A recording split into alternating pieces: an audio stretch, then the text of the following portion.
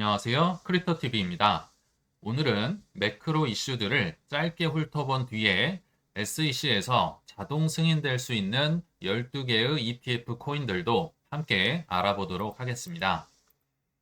오늘 새벽에 FOMC 회의 결과 아마 다들 알고 계실 겁니다. 한마디로 요약을 하자면 의외로 제롬 파월이 소신적인 매파 발언을 이어가면서 나도 고집이 있다. 트럼프에 조금 반기를 드는 모양새가 나오면서 앞으로도 조금은 고생길이 열리지 않았을까? 트럼프의 괴롭힘을 좀 더 당하지 않을까? 이런 생각을 한번 해봤습니다.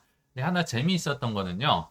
오늘 새벽 3시 반쯤에 FOMC 회의 결과가 나왔었죠. 근데 그 직전까지도 S&P 500이나 나스닥이나 장중 최고점을 터치를 하면서 나름 즐기는 모양새였습니다. 왜냐하면 비트코인도 마찬가지였지만 이제는 제롬 파월이 비둘기적으로 힌트를 줄 수밖에 없다. 이제는 트럼프에 굴복할 수 없다.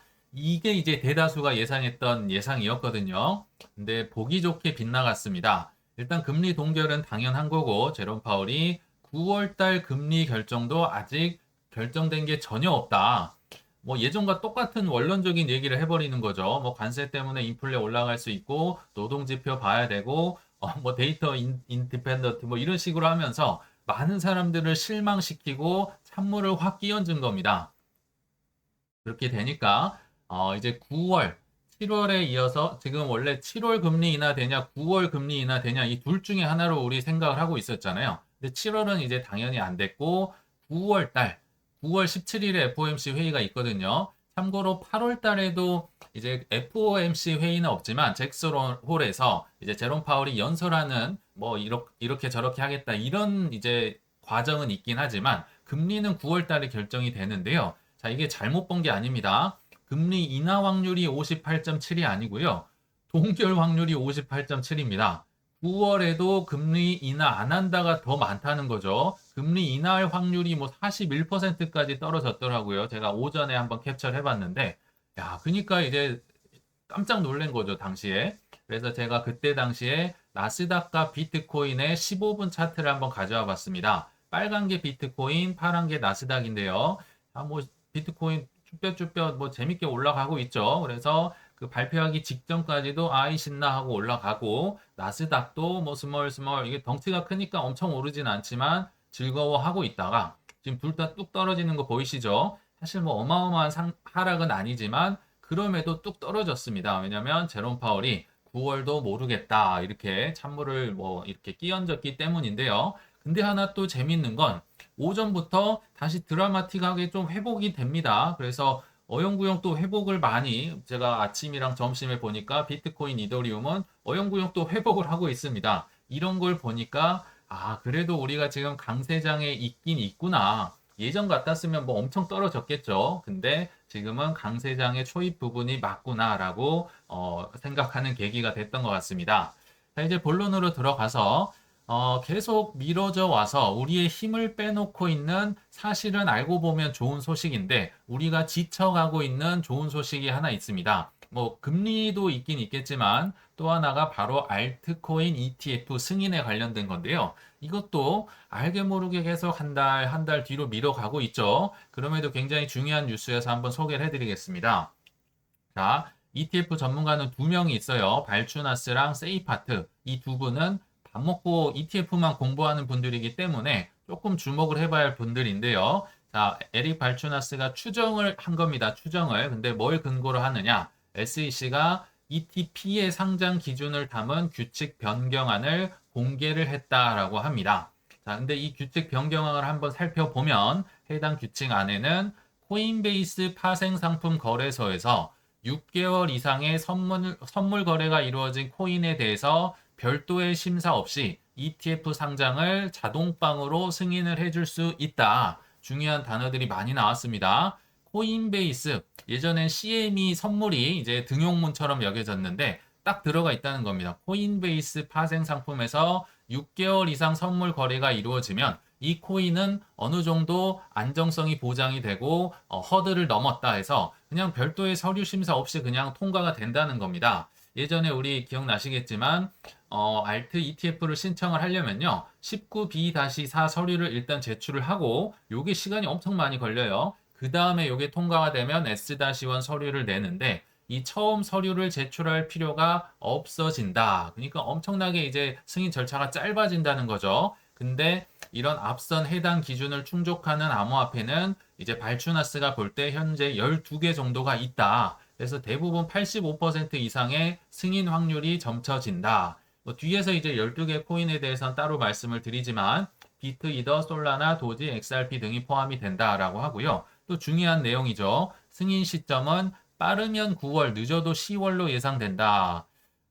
이게 어영부영 또 한 달 정도 또 늦춰진 것 같다는 느낌이 들죠. 이게 사실 이렇게 될 이유가 없는데 계속 조금씩 늦춰지고 있다 생각이 드는데요.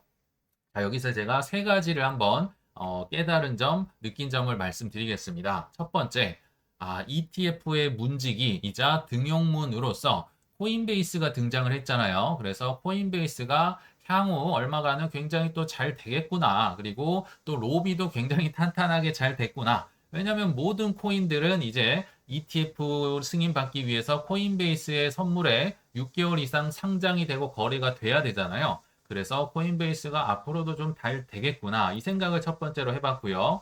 자, 두 번째. 지금 9월에서 10월이라는 단어가 등장을 했죠. 이제 뭐 하루 지나면 8월이 오긴 하지만 8월에 이제 희망고문, 물고문에 또 많은 사람들이 털릴 수 있겠구나. 계속 올 듯 하는데 한 달, 올 듯한데 한 달 뒤로 밀어버리면 또 많은 사람들이 욕을 하면서 떠나가겠죠. 그래서 요런 아마 개미들도 좀 있겠구나 생각을 해봤고요. 마지막으로 세 번째. 근데 요거 될 가능성이 꽤나 높겠구나라고 생각이 들었습니다. 왜냐하면 일단 SEC에서 이 규칙 변경안을 공식적으로 발표를 한 것도 한 건데 결과도 좋은데 사실 과정도 굉장히 탄탄합니다. 즉 CBOE, 시카고 옵션 거래소나 여러 큰 기관들에서 지금 SEC에게 ETF 신청을 간소화를 계속 요청을 하고 있거든요. 근데 아마 공공기관과 이제 일을 해보신 분들은 아시겠지만요. 일단 답은 정해져 있습니다. 근데 하고 싶으면 명분이 필요하잖아요. 그래서 공청회 같은 거 할 때도 뭐 교수님들, 무슨 전문가들, 대기업, 뭐 기관, 뭐 공공기관 이런 분들 죄다 모시고 와서 이런 기관들 교수님들이 이렇게 해달라고 요청을 합니다. 그래? 그럼 해줄게. 이게 이제 FOM적인 굉장히 과정이 탄탄하게 가는 시나리오인데 지금 SEC가 그 시나리오대로 가고 있다는 겁니다. 시카고 옵션 거래소에서 이거 요청을 한 게요. 이 같은 날입니다. 7월 31일자로 해서 간소화를 해주세요. 그래? 그럼 내가 해줄게. 그래서 이런 명분까지 탄탄하기 때문에 아마도 이렇게 될 가능성은 높다라고 개인적으로 생각이 들고요. 자, 이제 중요한 거 자동 승인 가능성이 높은 코인 12개를 한번 말씀을 드릴 텐데 하나 찾아보시면 좋을 것 같아요. 뭐냐면 12개라고 분명히 발주나스는 얘기했는데요. 이 중에 2개는 가짜입니다. 그러니까 총 14개의 리스트를 주면서 12개가 근데 될 것 같은데 라고 얘기를 한 거예요. 자, 2개의 가짜를 한번 찾아주시면 좋을 것 같아요. 발주나스가 공개한 코인 리스트인데요. 약간 이상하죠. 0.01 비트코인, 10개 이더리움, 0.1 이더리움. 이게 뭐냐면요. 세계에서 이제 주로 미국이긴 하겠지만 통용되고 있는 이 파생 상품, 추종되는 기초 자산의 수입니다.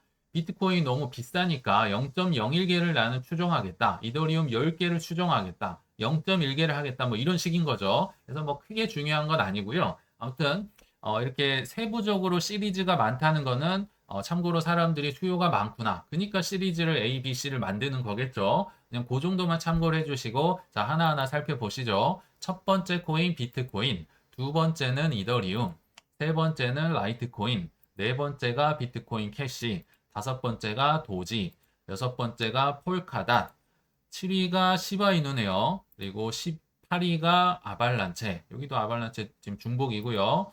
자, 아홉 번째가 체인링크, 열 번째 스텔라, 11번째 솔라나, 12번째 헤데라, 13번째 에이다, 마지막으로 XRP가 있네요. 분명히 12개라고 하면서 14개의 리스트를 줬어요. 이 중에 2개는 자격이 충족이 되지 않는데 어떤 친구들일까요?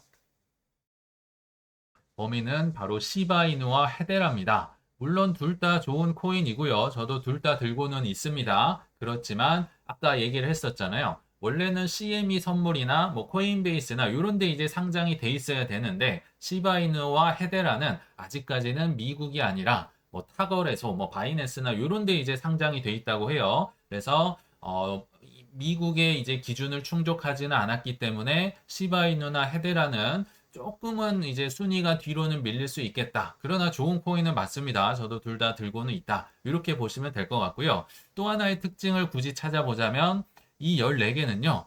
죄다 오래된 코인입니다. 제가 한 1년 전쯤부터 오래된 코인을 무시하면 안 된다. 계속 얘기를 드렸었죠. 최근에 계속 새로운 코인들 나오는데 그 와중에서도 막 10년, 15년 이렇게 살아남은 코인들은 살아남았기 때문에 강한 거거든요. 그래서 오래된 코인 무시하면 안 된다 얘기했던 것과 좀 일맥상통한다라고 보시면 될 것 같습니다. 근데 이대로 좀 끝내기가 아쉬워서 제가 AI에게 물어봤습니다. 내가 궁금해서 그런데 AI 너가 14개의 인기 순위를 한번 매겨봐라. ETF가 나오면 뭐부터 많이 팔릴까? AI의 의견을 한번 보도록 하겠습니다. 자, ETF가 승인 시에 실제 수요 유입이 예상되는 순위. 1위는 비트코인, 2위는 이더리움. 뭐 여기까지는 예외가 없을 것 같고요. 근데 하나 조금 고개를 갸우뚱한 게 3위 솔라나 4위 XRP였습니다. 뭐 항상 뭐 경쟁적인 코인, 항상 이더리움을 잡겠다 해서 뭐 치고받고 싸우고는 있는데 제가 볼 때는 이 AI는요, 뭐 챗 GPT를 포함해서 많은 것들을 볼 때 일단 첫 번째 AI가 놓치고 있는 부분 첫 번째는 이 한국인의 뜨거운 맛, 뜨거운 리플 사랑을 잘 모르는구나. 이게 첫 번째 제가 느낀 거고요. 두 번째 예전에도 말씀드렸지만 리플과 SEC 이 소송이 정말 너무 길고 힘들었습니다. 그래서 최근 3년간은 500원, 600원, 700원, 500원, 600원, 700원, 그리고 7년 전부터 한 5년 전까지는 300원, 400원, 500원, 300원, 400원, 500원.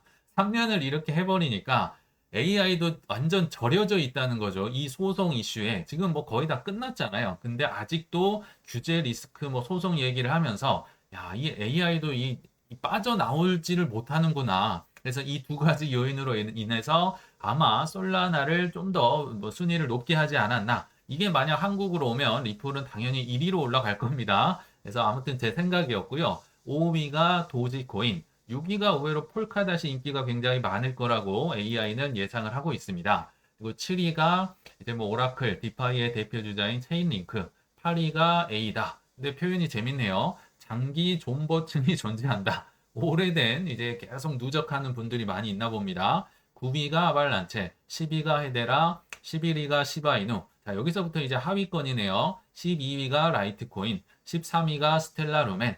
물론 리플과 유사하긴 하지만 상대적으로 수요가 약하다. 물론 이제 그 개발도상국이나 이런 데서 많이 쓰일 텐데 이제 이 투자 가치로서나 뭐 슈퍼스타, 뭐 빵형 뭐 이런 분들이 없잖아요. 그래서 상대적으로는 약할 수 있다라고 하고요. 마지막으로 비트코인 캐시. 올해는 됐지만 일부 레거시 수요가 존재한다. 뭐 오래된 코인이다. 뭐 이런 뜻이겠죠. 그래서 제가 한번 뭐 이렇게 이건 재미로 한번 조사를 해봤는데 뭐 얼추 맞는 것 같습니다. 그래서 계속 저희가 강조를 드렸던 게 시가총액 높은 거 위주로 투자를 하세요. 시가총액이 높을수록 비중이 높아야 됩니다. 그래서 비트 이더를 항상 50% 이상 들고 가자 계속 노래처럼 부르고 있었던 거죠. 그리고 ETF 인기 순위가 높은 순으로 가져갑시다. 특히 미국 거 위주겠죠. 사실 이게 같은 말입니다. 그리고 전략 비축될 확률이 높은 거. 사실 이 세 개가 다 같은 얘기죠. 시가총액이 높고 ETF 인기 순위가 높기 때문에 전략 비축을 하지. 뭐 나라에서 특히 미국 같은 데서 저 밑에 있는 코인을 비축하진 않을 겁니다. 기업들도 마찬가지고요. 그래서 이런 것들 위주로 투자를 하고 비중이 높아가야 된다. 다시 한번 복습을 해봤던 것 같습니다.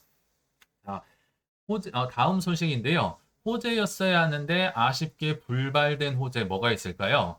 아까 전력 비축이 나왔었는데요. 이것도 한번 말씀을 드려야 될 것 같아서 지금 백악관에서 최초로 암호화폐 관련 보고서가 발표된다고 굉장히 오래전부터 예고를 해왔었죠. 그게 이제 어젯밤 FOMC 회의 직전에 발표가 됐는데요. 자, 첫 번째로는 이게 168페이지인가까지 돼요. 엄청 길어요. 그래서 요약본이 먼저 공개가 됐는데 아쉽게도 우리가 가장 눈여겨봤던 비트코인 전략 비축 내용이 쏠랑 빠져 있었습니다. 뭐가 있었냐, 그럼? 비트코인 보유 현황. 자꾸 누가 팔아먹었네, 안 팔아먹었네 하는데 요것도 안 나왔었고요. 비축 자산 내용도 없었고, 뭐 클래리티 법안을 통해 출발점으로 삼아야 지니어스 법안의 신속한 이행을 촉구한다. 아니 이런 당연한 말만 써 있고 우리가 좋아할 만한 내용이 없었다라고 합니다. 물론 이제 168페이지 본문이 나중에 공개가 됐는데요. 거기에 보면 전략 비축의 내용이 일부 조금 들어가 있긴 합니다. 예를 들면 재무부가 이렇게 비축한 암호화폐를 관리를 할 것이고 웬만하면 매도를 하지 않고 뭐 이런 굉장히 식상한 내용이 써 있어서 우리의 좀 기대를 충족시켜 주진 못했다. 그래서 이걸 보고 제가 든 생각은 이 친구들 또 고의로 뺐구나. 고의로 뺐구나. 지금 3월달 행정명령에 대한 답도 아직 안 나왔습니다. 이건 1월달 행정명령에 대한 답이 나온 건데 그마저도 지금 고의로 뺐구나. 그러면서 사실 의심만 있었는데 역시나 했던 게 사실 이렇게 좋은 내용, 어마어마한 내용 같으면 트럼프가 이 트루스 소셜 사랑이 어마어마하잖아요. 웬만한 뭐 호재라든지 중요한 이슈는 본인의 SNS를 통해서 발표를 하는데 요거는 계속 트럼프가 침묵을 지키고 있었다는 거죠.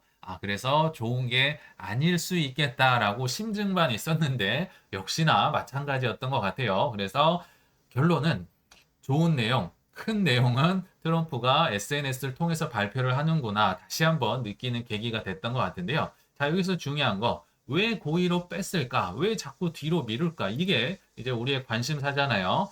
자, 거기에 앞서서 지금 자이든 타이든 묘하게 계속 늦춰지는 것들이 있다고 말씀을 드렸었죠. 그 중에 하나가 앞서 소개드린 알트코인 ETF 승인. SEC 의장이 분명히 솔라나 ETF 해준다고 했다가 뭐 일주 후에 들고 와 하다가 가져오니까 3주 후에 들고 와. 지금 계속 조금씩 늦추고 있는데 이유는 알 수 없지만 정치적인 이유가 있을 것이다. 그리고 금리 인하는 뭐 트럼프 마음대로는 되진 않지만 계속 늦춰지고 있죠. 그리고 관세가 종전되는 거 지금은 이제 어느 정도 좀 마무리가 되는 모양새긴 한데 계속 지금 뭐 2월, 3월, 4월, 5월, 6월, 7월, 8월 뭐 중국은 이제 9월 갔다가 뭐 지금 90일 또 연장이 됐죠. 사실 이 관세 때문에 다 영향을 받긴 할 거예요. 그래서 금리 인하도 안 되고 RT ETF도 좀 늦어지고 국가적인 비축, 전략 비축도 늦어지고 있다. 물론 트럼프가 그 사이에 엄청 전략 비축은 많이 해놓고는 있지만 국가적인 비축도 지금 늦어졌잖아요. 왜 이렇게 되냐는 거죠. 어, 사실 트럼프도요.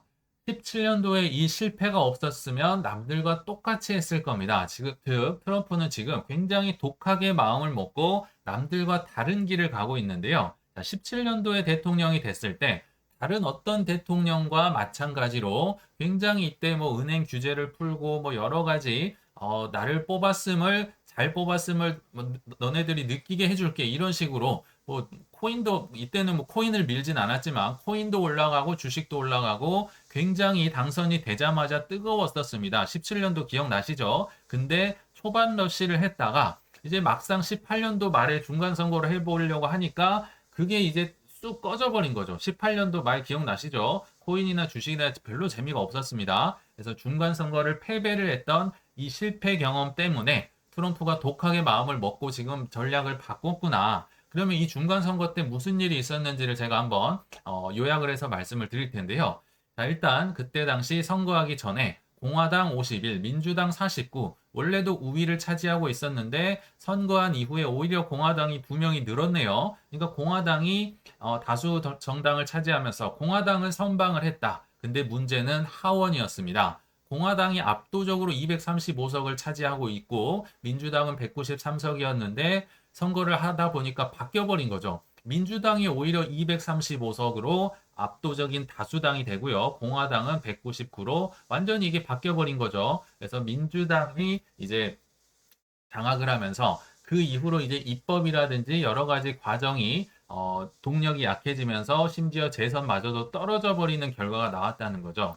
자, 근데 지금 상황을 보면 아까 말씀드렸지만 굉장히 독하게 처음에는 관세 전쟁을 일으키고 인기 없는 행동을 하다가 이제 서서히 본인의 본색을 드러내려고 하는 것 같습니다.